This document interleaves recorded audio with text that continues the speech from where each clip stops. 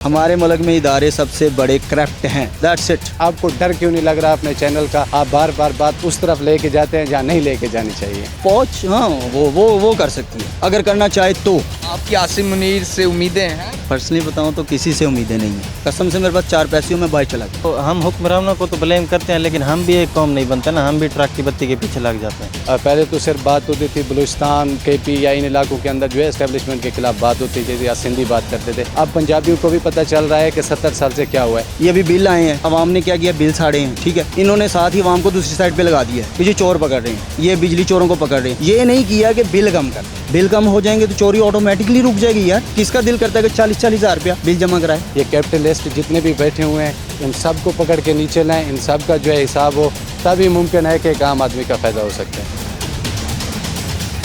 21 अक्टूबर को नवाज शरीफ पाकिस्तान वापस आ रहे हैं, आपको लगता है वो मुल्क को ठीक कर पाएंगे? आपको लगता है कि वो वज़ीर-ए-आज़म बन पाएंगे? कोई शख्स वज़ीर-ए-आज़म बनेगा ही तो तब ही मुल्क ठीक करेगा। और दूसरा ये है कि कॉन्स्टिट्यूशन के मुताबिक एक शख्स 3 टेन्योर कर सकता है, तो उनके 3 टेन्योर पूरे हैं, तो किस तरह मुमकिन है कि वो पाकिस्तान को ठीक करेंगे? इस मुल्क में बहुत सी चीज़ें नामुमकिन थी जो मुमकिन हो गई हैं। डेमोक्रेसी है, मार्शल लॉ मुमकिन नहीं था, मुमकिन मुशर्रफ ने किया, अयूब ने किया। तो इस वजह से अब जो सिचुएशन मुल्क की लग रही है उसमें यही है कि नवाज शरीफ वापस आएगा और वो वज़ीर-ए-आज़म बनेगा। तो यहाँ से मेरा क्वेश्चन स्टार्ट होता है कि क्या वो मुल्क को ठीक कर पाएगा या नहीं? अच्छा, आपने बात की है कि इस मुल्क में बहुत सारी जो नामुमकिन चीज़ें थी वो मुमकिन हुई हैं। हाँ, ज़ाहिर बात है, मैंने कॉन्स्टिट्यूशन की बात की, लेकिन कॉन्स्टिट्यूशन उन कौमों के लिए होता है जो महज़ब हों। तो यहाँ कॉन्स्टिट्यूशन जो है एक कागज़ का टुकड़ा है, उसके अलावा कुछ नहीं है।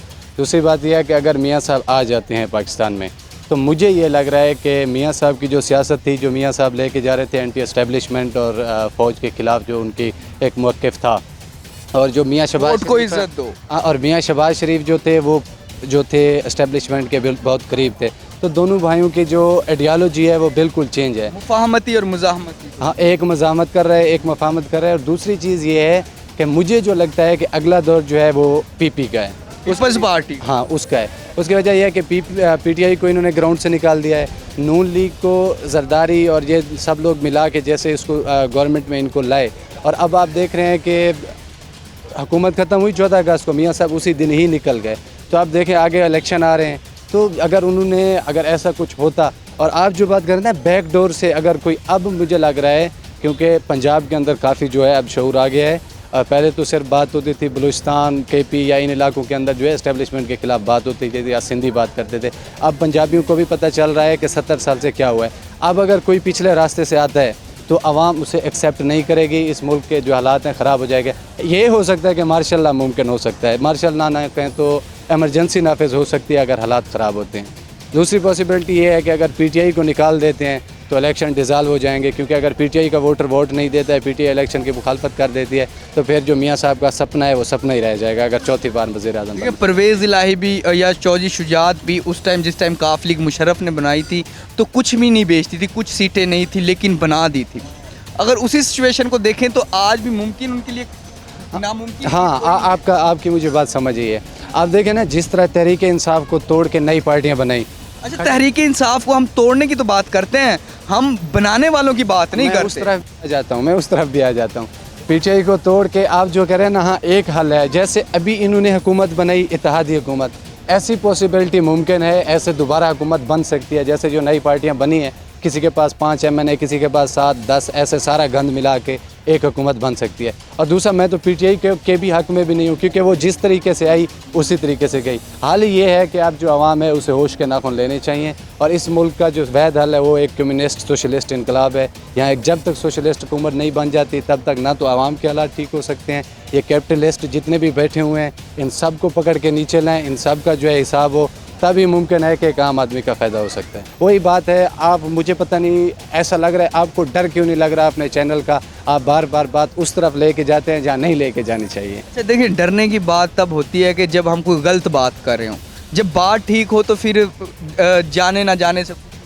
अच्छा, बात ठीक ही है। बहुत सारे, बादशाह खान ने भी ठीक बात की थी, उसको भी गद्दार करार दिया। ठीक बात, वो तो फिर कायद-ए-आज़म की बहन को, फातिमा अली जिन्ना को भी गद्दार करार दिया। और दो तो फिर जो है बंगालियों को भी गद्दार करार दिया था जिन्होंने इस मुल्क को बनाया। सर, 21 अक्टूबर को नवाज शरीफ पाकिस्तान वापस आ रहा, आपको लगता है वो मुल्क को ठीक कर पाएंगे?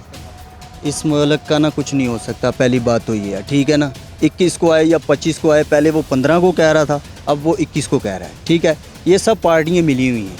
शहबाज शरीफ ने लंदन से बाकायदा इसका प्रेस वो तो 15 का भी कहा हुआ था। शहबाज शरीफ ने तो नहीं कहा। वैसे और कभी शाहिद अफगान अब्बास के हाँ। दूसरे लोग कहते रहते हैं वो, लेकिन इस दफ़ा शहबाज शरीफ ने प्रेस कॉन्फ्रेंस करके, तो इसलिए हम पूछ रहे हैं कि अगर वो आते हैं तो मुल्क के हालात बेहतर हों। ऑलरेडी इतने ख़राब हैं, वो नहीं सही कर सकते। ठीक है ना, कौन कर सकता मेरा नहीं ख्याल कि कोई भी पार्टी कर सकती है अब सही, जो हालात चल रहे हैं। ठीक है ना, फौज हाँ वो कर सकती है अगर करना चाहे तो। है? आपकी आसिम मुनीर से उम्मीदें हैं?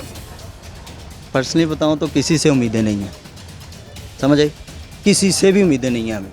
ठीक है, जो करना है हम लोगों ने खुद करना है, आवाम ने करना है।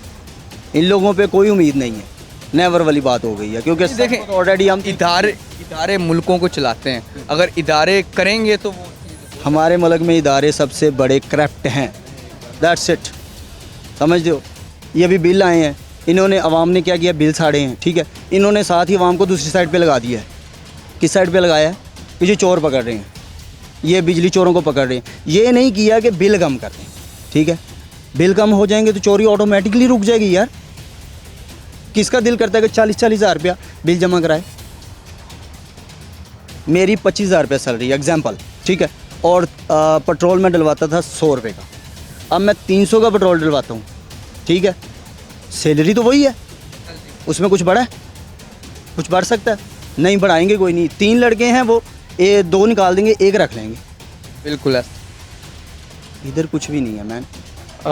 इन्होंने कहा है ना कि ये जो है इदारे मुल्क को, आपने भी कहा और इनने भी कहा इदारे मुल्क चलाते हैं। मैं ये कह रहा हूँ कि इदारे मुल्क नहीं चलाते, जो गवर्नमेंट बनती है इदारे उसके मातहत हैं। हाँ। कोई भी इदारा है उसके मातहत हैं। जब भी कोई इदारा, कोई भी जो है गवर्नमेंट का ज़िम्मेदार बंदा अपनी जो आइन की दी हुई लिमिटेशंस है वो क्रॉस करता है, जब एक दूसरे के मामलात में दखल अंदाजी करते हैं, जो इस मुल्क में 70 साल से होता आ रहा है। और यही वजह है कि हम आज इस नहज पे हैं। जो है इंडिया 5वीं बड़ी इकानमी है, हमारे साथ ही आज़ाद हुए थे। चाइना हमारे से बाद में जो है उनको आज़ादी मिल गई। अब चाइना अब जो है दुनिया की टॉप इकानमी में है और सुपर पावर बनने के। अच्छा, आपने कहा कि इदारे मुल्क को नहीं चलाते। मैंने जिस पॉइंट ऑफ व्यू से कहा वो मैंने इसलिए कहा था कि इदारे, क्योंकि अब एक हुकूमत आई है ना, वो 3 साल के अंदर अंदर चली जाएगी, लेकिन जो ब्यूरोक्रेसी है, जो हायरार्की है ना, वो वहाँ पर ही रहेगी। जो डीएसपी था, वो एसपी, आईजी, वो लोग वहीं होंगे, क्योंकि चला वो ही रहे हैं। ऊपर से सियासतदान चेंज हो जाएंगे। अगर इदारे मजबूत होंगे तो वो कोई ऊपर किसी गधे को भी बिठा देंगे, वो उसको भी चला लेंगे।